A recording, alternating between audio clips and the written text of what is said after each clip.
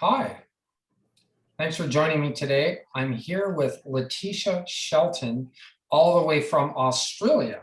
And Letitia is the founder of A City Free from Porn. So welcome, Letitia. It's great to have you here. Yeah, thank you, Paul. Good to be with you.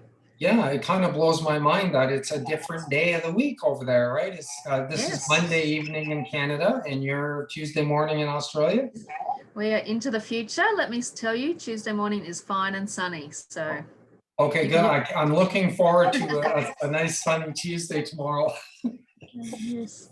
Letitia, thanks so much for joining me. On my YouTube channel, my mission is to talk about the things that need to be talked about and aren't. I want to address issues that our society is neglecting or ignoring, like the rampant epidemic and spread of pornography throughout the world, and the correlating issues that go with it: sexual exploitation, objectification of women, abuse of women's rights and human rights, sex trafficking, prostitution, and child sexual abuse. So I would like to start with telling us what A City Free from Porn is all about and what led you to start this, I don't know what you call it, a movement, an initiative. Please describe it for us. Yeah, thanks, Paul. Probably I'd describe it as a campaign, really. Our main motivation is particularly to educate our city on the harms of porn. I don't know about in your nation, but in Australia, our government has done a really great job over the last 50 years of educating our nation around the harms of smoking. And we all, what happens to us if we smoke now because of the constant advertisements, pamphlets, everything they've put out. They aren't banning people from smoking necessarily, although from different areas, but they've really helped raise awareness. So that's a bit similar to what we're trying to do right here in our city. I know I can't ban pornography. I wish I could. But I want to at least particularly let a young generation know, if you're going to watch porn, this is what it's going to do to you. Because at the moment, they're given no choice. They're growing up in a society and a culture that has normalised it. So a big part of our campaign is really to help raise awareness at a local level, because I think there is so many great organisations doing this at a huge level worldwide. It's just so much, but something powerful happens when you localize it and when real life people in your own city that you run into at the grocery store. Right. And so we've really localized it, and our city is only about 150,000, our population, so it's not huge. This is Toowoomba, Australia, correct? Toowoomba, yes. How do you say it? Toowoomba. It's Toowoomba, okay. an Aboriginal word that means swamp. Swamp, okay. Yes. And we're not in the outback, but we're about an hour and a half from Brisbane, which is, for all the people who only know where Sydney is, we're north of Sydney, way north of Sydney. Anyway, okay. I used to live in America, and the only place people seem to know was Sydney. Right. I think you've come a long way now. So yeah, it's very much educational. So we've been doing a lot of billboards, radio ads, television ads. Our mayor, we have a fantastic mayor of our city. He got on board, right at the beginning with me, and he's really stuck his head out of the crowd to speak out against this. So each year we do myself and the mayor host a rally or a breakfast or some type of public event that keeps drawing attention and telling the stories around this issue. Yeah, on your website, I saw an interview. There's a couple of videos of the mayor, and there was a short interview with him giving his support to this. So this is, I mean, to me, that was unheard of. I've never heard of this. So I'm wondering how, like maybe walk me back to the formation of the concept in your mind. And I'm imagining something like this requires a team or a network of people. So how did the concept sort of come from, the idea to, holding rallies with the mayor of the city that are giving his support? What was that process like? Well, Paul, I've been running another organisation in our city called City Women here in Yes. Toowoomba. 20 years. Again, I pioneered that many years ago off the challenge of a previous mayor. We had a female mayor who challenged us to really help the community. So we did. And that's really growing. And we've been working particularly with abused women, domestic violence, rape, but just anyone, the refugees, the sex workers. So we've been running a whole variety of programs and support services for them over the last 20 years. And I think it was about 2015, I attended a conference in Florida run by the National Centre on Sexual Exploitation, which comes out of your... They just had their conference. They did. I've been watching it non-stop. And so I've been about 5 times now and been able to speak there. But I came home from that first conference realising porn is at the bottom, is fueling a lot of these issues I'm trying to fix, you know. And we'll always keep helping abused girls, but gee, I'd like to see a lot less. And we'll always help women in domestic violence relationships, but I would love to stop them from even having to go through that. And I realised that porn was a significant driver. And I just remember coming back from that conference and talking to a few people, and I don't sit down and work out huge strategies. I just tend to launch the plane. And so I said, let's start something, you know, to raise awareness.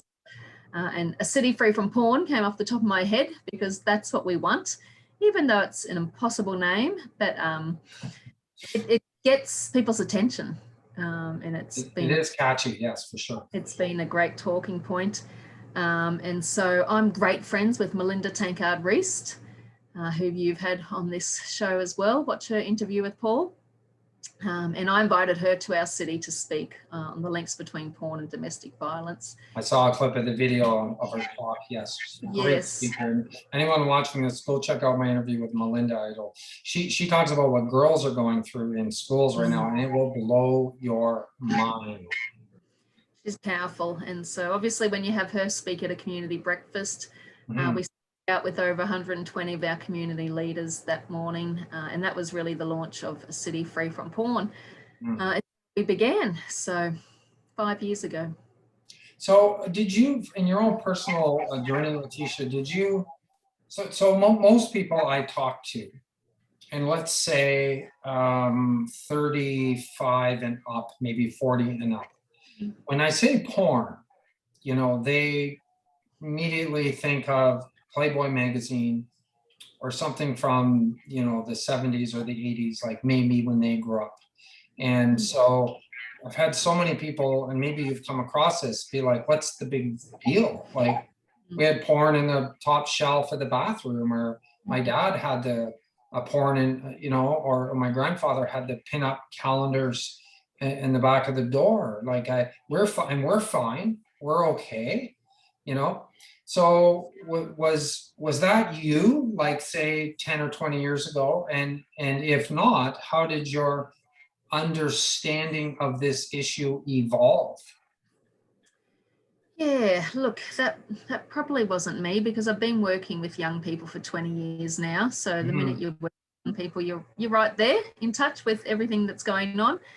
And also, having been a great friend with Melinda and been to many of her events, so I think I've been pretty well educated now. I've never been a porn viewer myself, so it's not part of my background and journey, but I'm still equally as passionate and just really coming to an understanding. And I think hearing the stories is what really gets me, when you hear story after story of women and girls talking about being raped by someone, you know, who had been addicted to porn or abused by a porn addiction. So it's can you share some, like change specifics, but please share some stories, because I think that's what people connect with the best.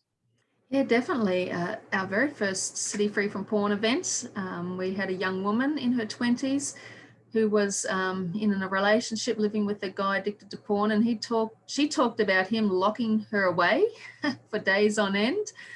She talked about the more porn he watched, the worse she got abused. And so that was just a powerful story listening to her then. Another friend of mine, she has twin daughters who are age 10. and they were both sexually abused. 10. Yeah, 10. They were both sexually abused by the next door neighbour, 13-year-old boy who wanted to act out what he'd seen on porn. He did each girl separately. So the mother found out about the first daughter, and then a few months later found out about the second. Just horrific cases that just go on and on and on. So yeah, these things really get to you, the stories, more than statistics even, hey. Really. So, okay, and I've never been to Australia, and I know a little bit about the extent of my knowledge is probably limited to interactions with like people like Melinda and the work she's doing with is it Daniel Daniel Yeah. that she brought on. I want to get him on here too and talk to him. But it's not all that different from Canada in terms of how porn is influencing teenagers, especially.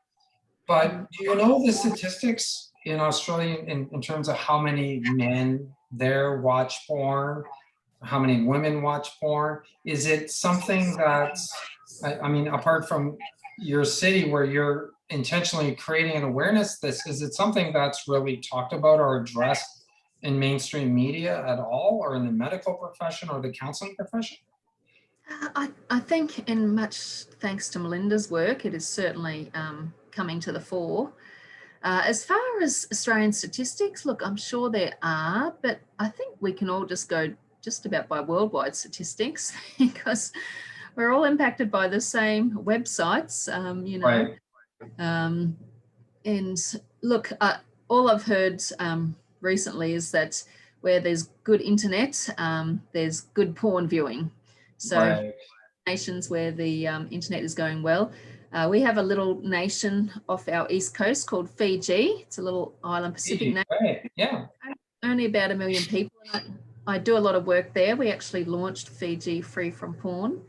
But they have amazing internet connection, and so their porn viewing is through the roof.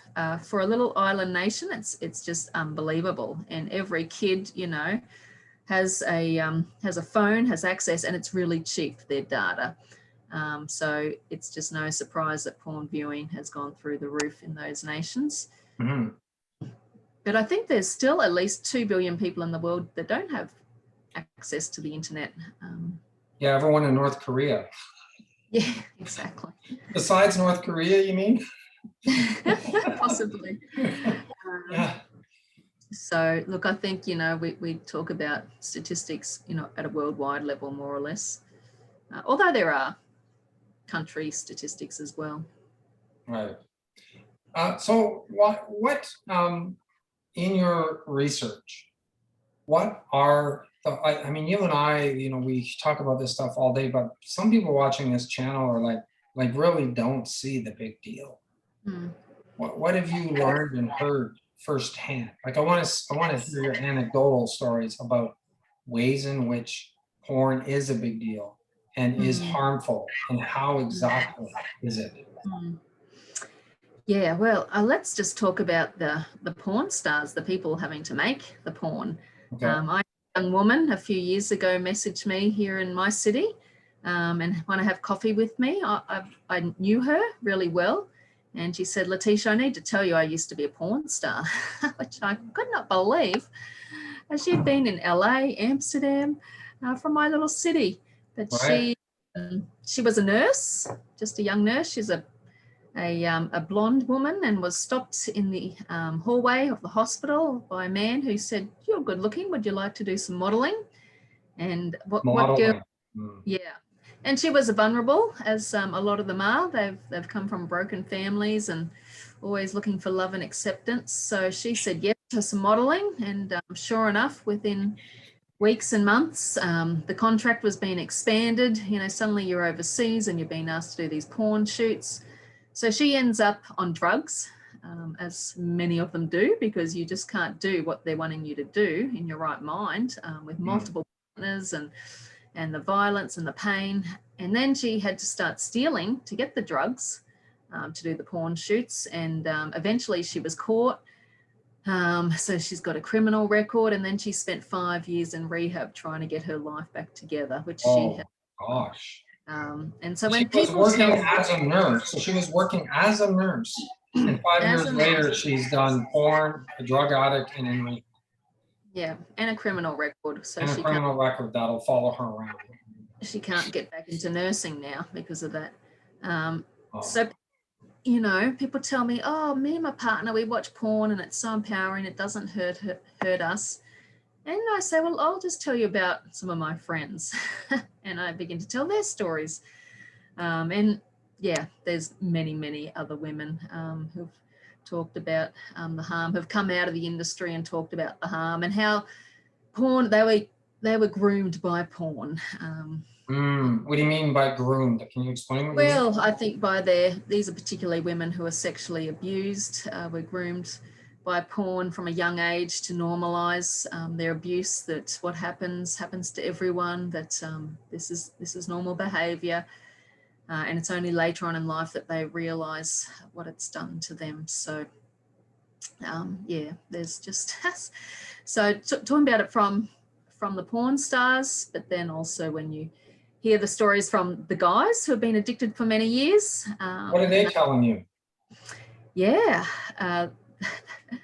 Yes, their inability to be able to have a good sex life, as you know, as a sex therapist, the destruction of their marriages. You know, most women aren't wanting to be married to porn addicted men. It doesn't make them feel good. I remember last year talking to a 19-year-old woman, and she was living with a guy, and porn was part of their relationship, and she was okay with it at first, but then she realised how much it was affecting their sex life. But then the clincher from her was one day when her boyfriend said, I found a porn star that looks just like you. So I'm just going to watch the porn star like it was okay. Like he was really excited. Hey, honey, it's okay. We don't need to throw out all the porn because there's one that looks just like you. Yeah. Say that relationship ended pretty fast because. Well, if I'm the girl, my next thought is probably, well, what do you need me for then? Absolutely. Right. Absolutely. Yep. Mm-hmm. So.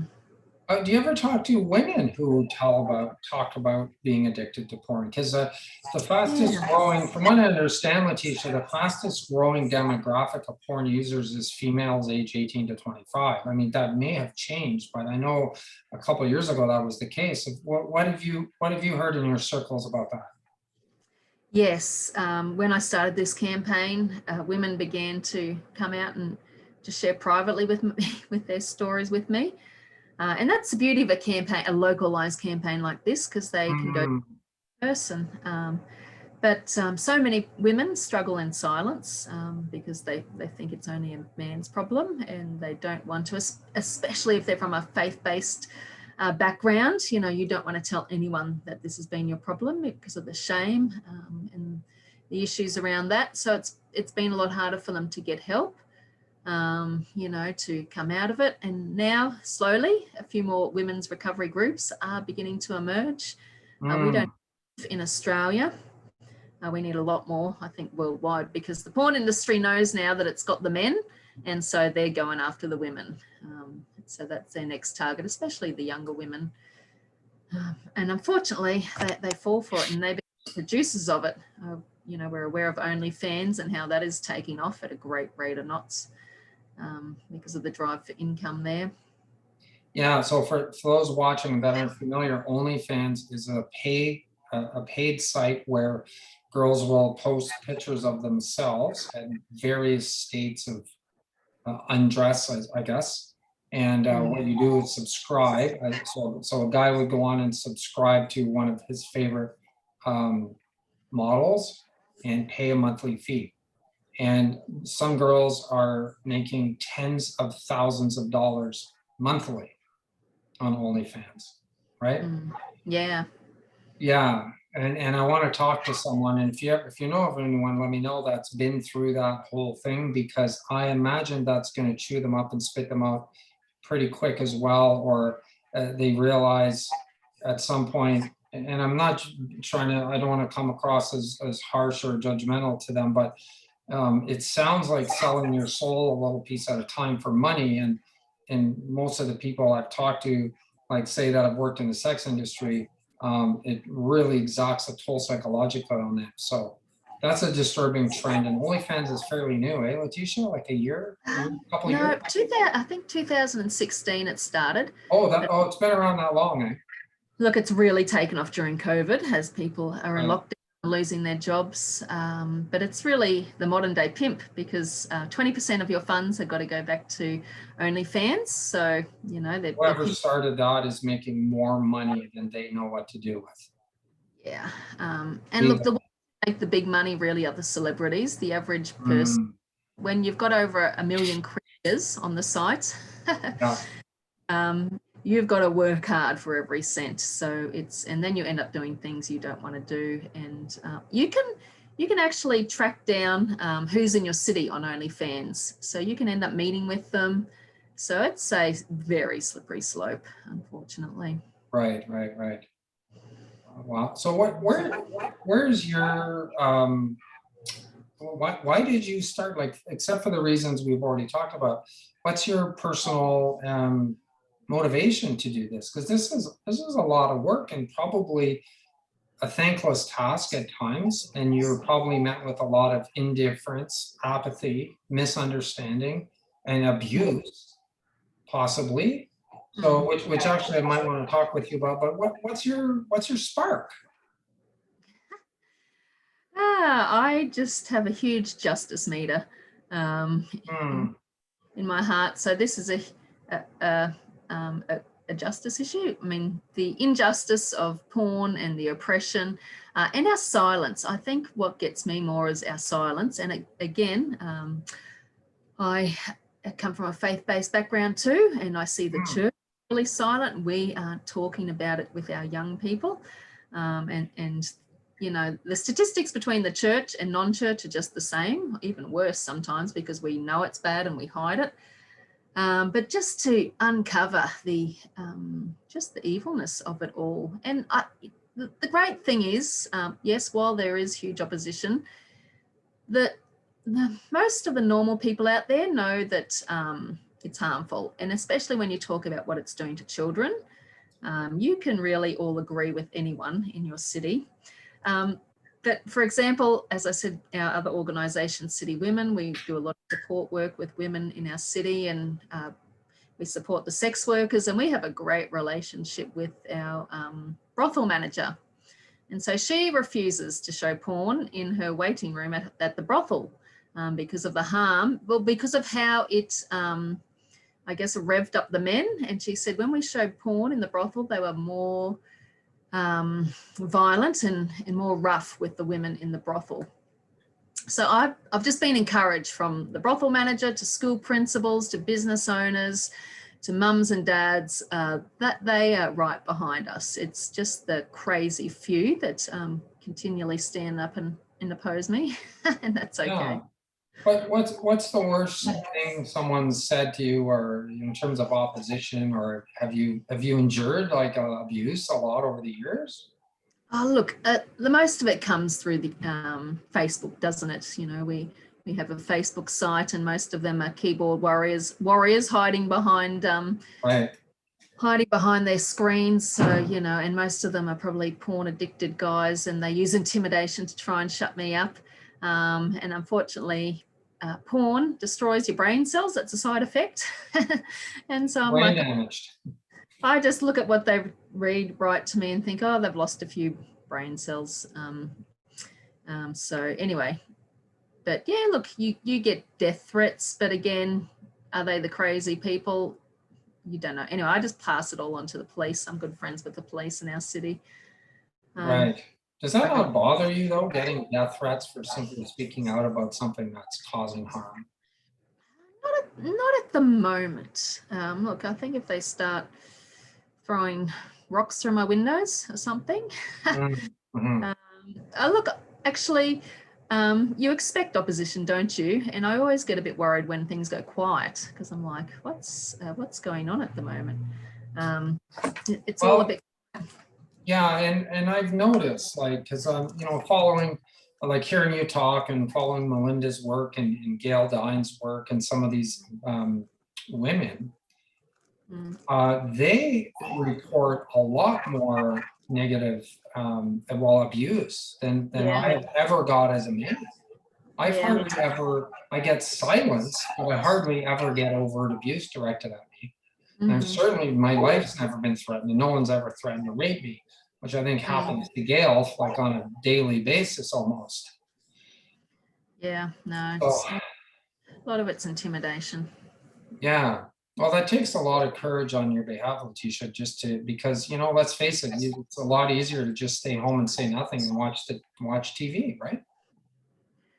Yeah, it is. Well, yes and no. I think when you're a passionate person doing nothing, out of you too.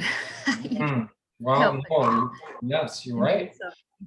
Let's talk about the faith community a bit. So you mentioned being a part of that, and just a part of my story. Like we just literally met on this call, and some people watching this might not know my story, but I was a problematic porn user for about 20 years, from age 10 to my late 30s, and I've been free for about 15 years. So I don't use porn and haven't for 15 years.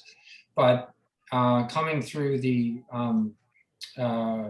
faith community, the Christian church that I was in from about age 16, it was really deplorable at the incompetence, ignorance, lack of competent help that was available to me. And it was part of what drove me to actually get into this line of work, because I work with sex and porn addicts pretty much every day. That's who I work with. So why do you think and I'm speaking, when I say the church, I can only speak of my experience, which is the evangelical Christian church, let's say. So I can't speak for Orthodox, Catholic, really, okay? But why have we dropped the ball? Or do you think we've dropped the ball? And why have we dropped the ball? And how do we pick the ball back up? I don't know if we ever had the ball, to be honest. Well, okay. Well, I wasn't expecting that answer, but that's it. Okay, let's go with that. We never had the ball. I think, and part of my observation in that, and I'm a church leader myself. Okay. Church leaders, they're busy. They're super duper busy, and their is to run services and programs and keep everyone happy and visit the sick and do the funerals and the weddings. And so they're really busy for a start. But if you're from a bigger church, you might have a few more team members. I think there's a lack of understanding in the faith world of our importance around changing culture. We think if we can just get souls saved, we've made success based on numbers. And so actually, our success should be based on whether our community is getting healthier or not, because the church is called to be light and salt and hope. So if our community is getting healthier or not, that should be the success of the church, shouldn't it? Because we've been put in cities to seek the welfare of our city. I think somewhere we've lost that vision. Both of our nations were built on the church, on the Bible principles. A policeman in my city said, he's not a Christian, he said, if every body in our city followed the 10 commandments, I would be out of a job. This is what a policeman said.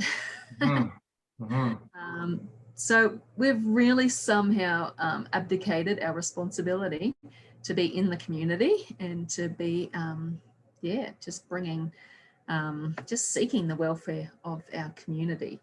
We've retreated and we're just busy doing stuff inside our four walls that probably doesn't always have a lot of relevance to the rest of our community, to be honest.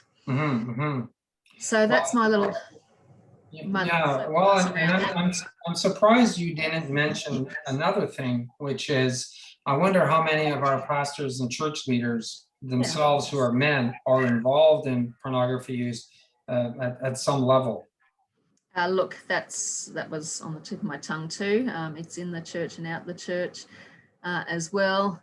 And then the ones who aren't involved, because we've worked closely with the churches in our campaign, and they want help. I mean, the porn industry is changing every second day. I mean, suddenly it's in magazines, and now it's OnlyFans. Who can keep up with where it is and how fast it's moving?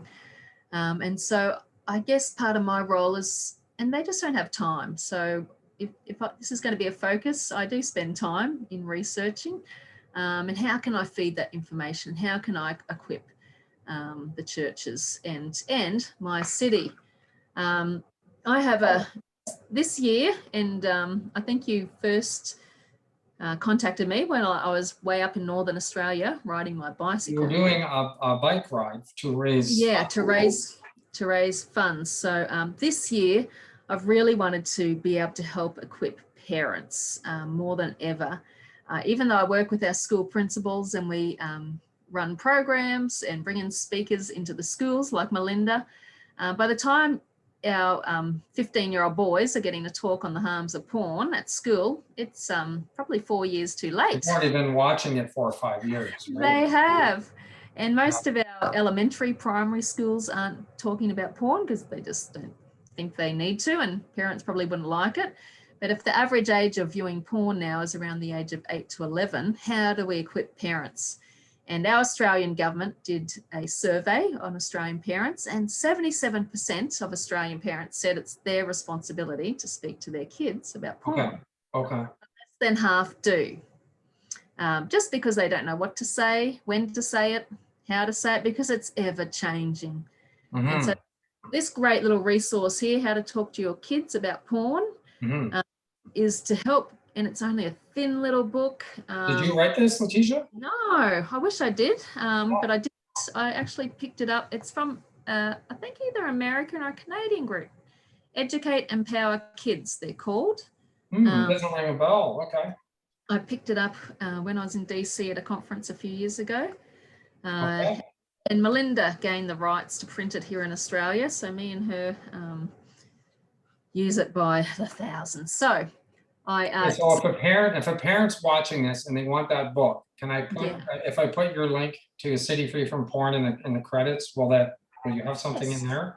Okay, I'm going to put your information there because, and this is great. And I've seen a couple other ones out there on the market. And I think because you make an interesting point, like once parents, many are ignorant, okay, because, they're busy people too, and you can't keep up on every single thing relating to your child's emotional and mental health. So, okay, fine, I'll give them a little bit of room there. But, when we start to hear someone like you or Melinda or myself, talk about what porn actually is, who's watching it, what they're seeing, they're horrified. Yeah. And but then they're like, what the heck do I do now? And how do I talk about it? So there you go. Yeah. So my goal with this, I thought, how do I get this on the doorstep of every home in my city? Yeah. Because you can put on a parents' information night, but 17 parents turn up, and they're usually the good ones who are right on top. Yeah, they're already doing something, or I know. So I'm a cyclist, and I signed up to cycle my bicycle, and from Darwin to Broome, which is Australia's a big nation, but that's how far is that? Yeah, it's probably 2,500 kilometers, which I'm not sure translate. Oh, you do kilometers, Canadians do. I keep thinking you're American, so sorry. That's like from here to British Columbia. That's insane. Yes. That would take weeks to do that, or months. 3 weeks. So I've just raised $75,000. Wow, good for you, Letitia.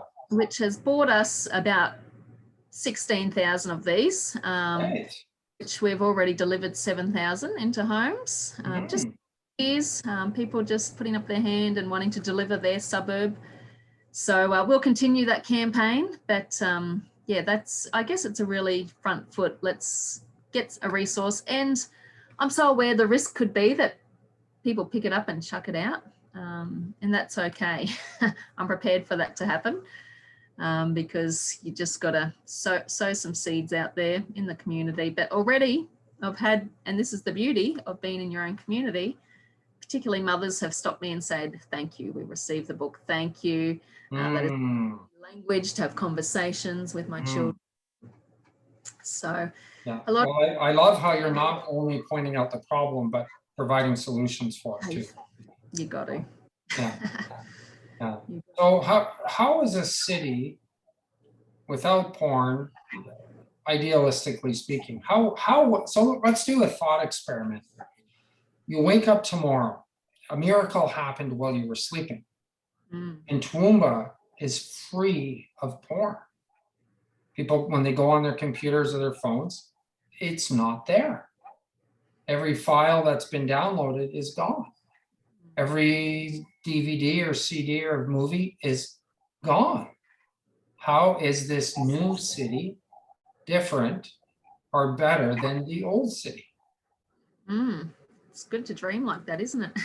Oh, how would you answer that? Look, I mean, you just got to turn all those statistics, all those bad statistics that we know, into the positive. So suddenly marriages are back together. Suddenly men and boys are viewing women like human beings instead of objects. Suddenly, our boys would have a lot less mental health and anger issues and suicide and loneliness. We'd have a lot less domestic violence, rape, incest, sexual abuse, all those things. I mean, it would be unbelievable. We would have a lot less girls trying to get attention through the porn industry and selling their bodies. And so hopefully they would begin to feel better about themselves. I mean, the key to all of this is them replacing the porn with healthy activities and not going on to alcohol or something else. Because generally, it's just human beings are always going to figure out a way to get addicted. I know. But assuming they've found some help and become free themselves, it would transform a city. Well, and I'll tell you, just to add my personal maybe anecdote to that, is I work with clients all the time that were addicted. It's not unusual, Letitia, for me to talk to a man who's never gone 2 weeks in his life without masturbating to pornography in his whole adult life. So and that could be 5, 10, or 20 years. And then when they get free, I say to them, maybe 6 or 12 months down the road into their sobriety, I go, you want to go back? And they're like, no. Is your life better or worse without porn? It's better in every way. How is it better in every way? I like myself. I have so much more time. I make so much more money in my business. My I'm earning back the trust of my wife. I'm earning back the respect of my children. I'm not violating my moral principles or my conscience. Yeah, right. I don't carry the burden of the secrets, right? Yeah, absolutely. Transformation. Yeah. So how are you doing in your progress toward your, is there a goal? Is it a 5-year campaign? Is it till you can't do it anymore? Do you have a succession plan in place for when you get too old and gray to carry on? Or how old do you think I am? Look, yeah. Oh, I don't know, but none of us are here forever, right? Yeah. Yeah, they're great questions. I think we've done really well at creating a conversation. And it's really helped that I have, before I started this campaign, I was already well established in the city. Our other organisation, City Women, was really well known for all the good stuff we do. So that has certainly given me a great platform to speak to. But let me, for instance, I remember when we started, one of the policemen, he was very suspect as to who I was and what we were trying to do. And to his credit, he asked me out for coffee to hear, which was rather than just make assumptions. And so he was not convinced that porn was driving all these evils as a policeman. But after 3 years of coffee and building good relationship, he said, Letitia, you finally have me convinced. Wow. I hope he was paying for the coffee, because that's a lot of coffee over 3 years. Look, we were taking turns. Taking But turns, okay. very generous What, guy. okay, so what, besides the dialogues and the was that mostly what swayed him, or was he starting to see things like, you know, domestic violence cases or child sexual abuse Yeah.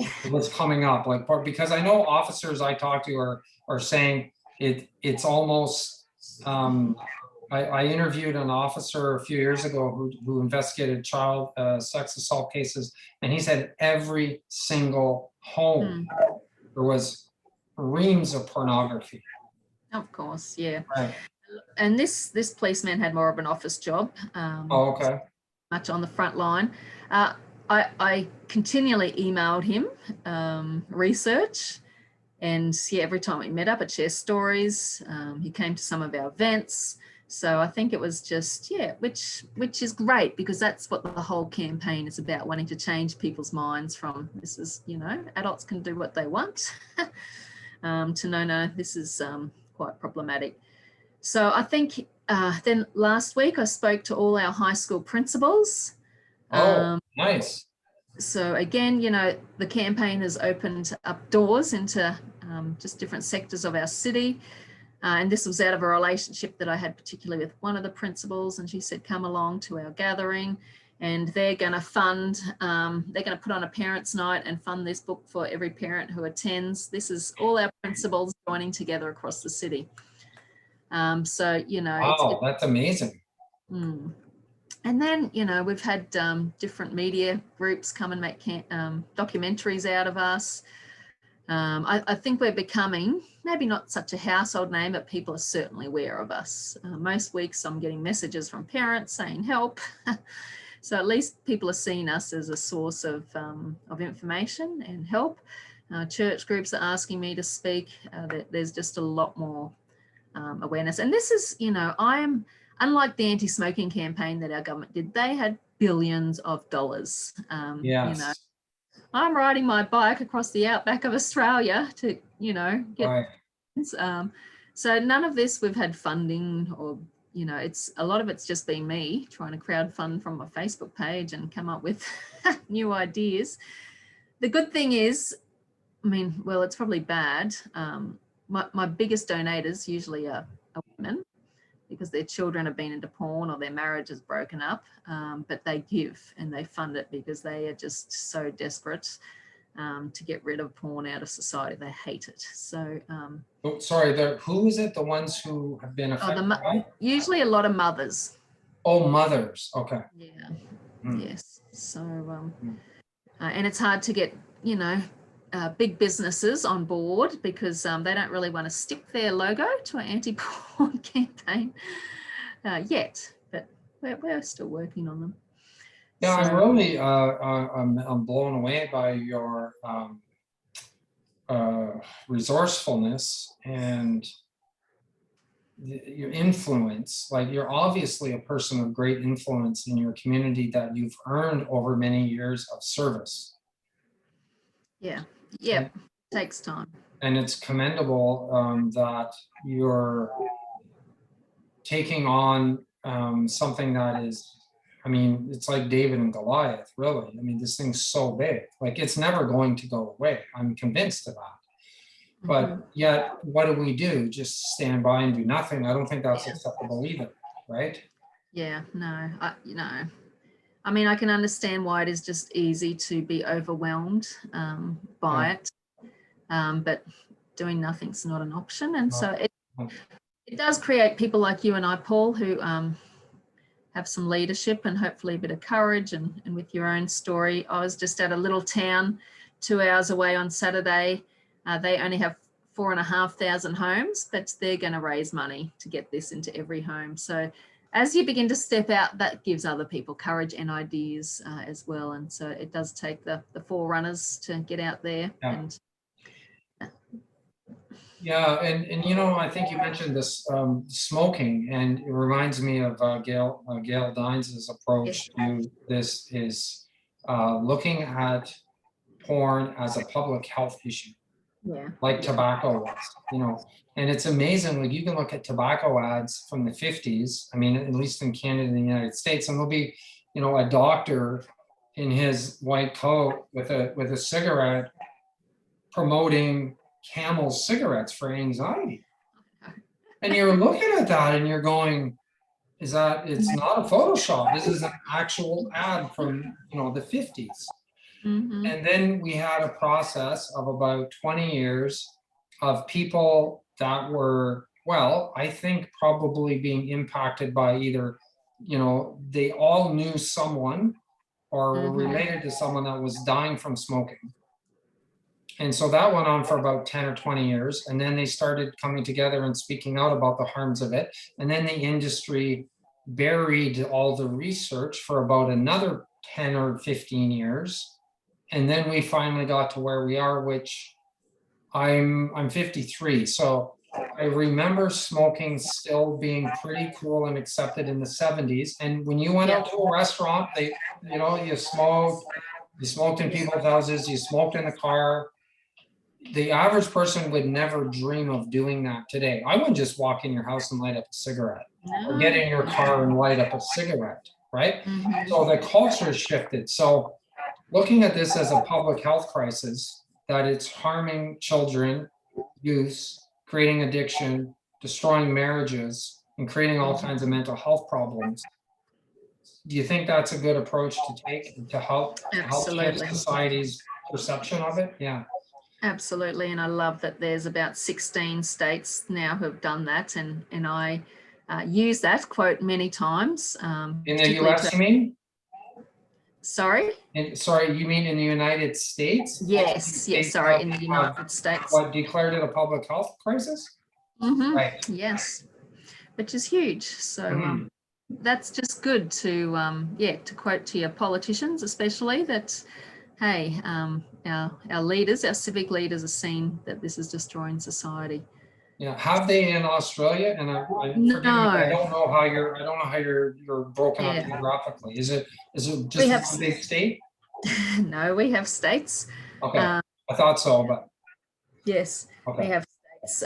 Not 50 of them, but a few less, quite a lot less. But and we have what we call a premier, is the head of our states. So look, in here, our provinces have premiers, premiers, So you've got to talk to each state government, unfortunately, around these issues. But we are, but it's still slow going. So are there any other cities doing this? Because are you kind of leading the way on here, pioneers in a sense, right? Is anyone else? Yeah. Look, I know there's a city in the UK, a woman who heard me speak a few years ago, who started something. No one likes to call it City Free from Porn, though. So too radical? I think they've called theirs Dignify, which sounds lovely. But they're doing a great job. I know a lady, a group in Colorado started Colorado Free from Porn, which is a state, not a city. State, yeah. And I'm currently talking to a guy in Tasmania, that's one of our southern states, who wants to start something down there. I had a call from a city councillor from Sydney. So look, it's certainly getting people's attention, and if you can really bring. Sorry, my Siri. Oh, Siri, stop interrupting. Siri, I got Siri's attention. Siri, behave. Yeah. Don't talk to her. So sorry. Okay, so is your goal to get pornography declared a public health crisis in, say, Tasmania, or starting? No, not that way. I think it's more just raising awareness at the city levels, which I think is where you've really got to start. So, yep, piece by piece. Good. So is it worth it? Of course. I hope so. Look, I love pioneering. So I am having fun most days, but like everything, you've just got to keep doing what you feel in your heart is right and keep going for a long, long time. And so I hope by the time I'm 90, I can look back and see that we've made a difference in our city. Yeah, well, I think you and I share a core value in that sense. It's important for us to leave the world better than we found it, I suppose, or add value in some way that we're contributing in a meaningful way to society. Uh, and I think isn't that kind of what sustains you in the trying times? Definitely. Mhm. Yeah, and I think that's where you find the most meaning in life, is through doing something that will help others, which I think it is. I have no doubt it is, actually. It's kind of more like a calling, I guess, than anything, isn't it? Definitely. Look, you're driven by a far bigger purpose than yourself and your desires. It's not trying to climb any ladder. This is not some step into something else. Mhm. It's really a step down. But I'm having fun along the way and meeting interesting people like yourself. So thank you. Oh, very, very welcome, Letitia. Any closing encouragements, closing thoughts before we wrap up? I do want to put the links to your websites on the show notes after, but any closing comments that you have for my viewers? Yeah, look, thank you for tuning in and listening. I hope this might give you courage, whether it's to do something in your own church, your community group, your street, or even your city. But we need more leaders to stand up and begin to speak up. I love what Dietrich Bonhoeffer says. He was a German theologian in World War II. Hmm. To be evil in the face of evil is more evil than the evil itself. And I mean, to be silent in the face of evil is more Mhm. evil than the evil itself. So our silence can be just as evil as the porn industry, really, to stand by and not say anything. So Mm. speak up, get yourself educated. That's all I've done, and have a go. Well, Letitia, you're very inspiring to me, and I really, really commend your efforts in this area, and want to thank you again for just taking the time to be on there and share your vision and your story. And I'm going to be following you, and we'll keep in touch, and maybe we'll talk again sometime. So thanks, Letitia. Great. Letitia Thanks, Shelton, Paul. founder of A City Free from Porn. Take care. Bye.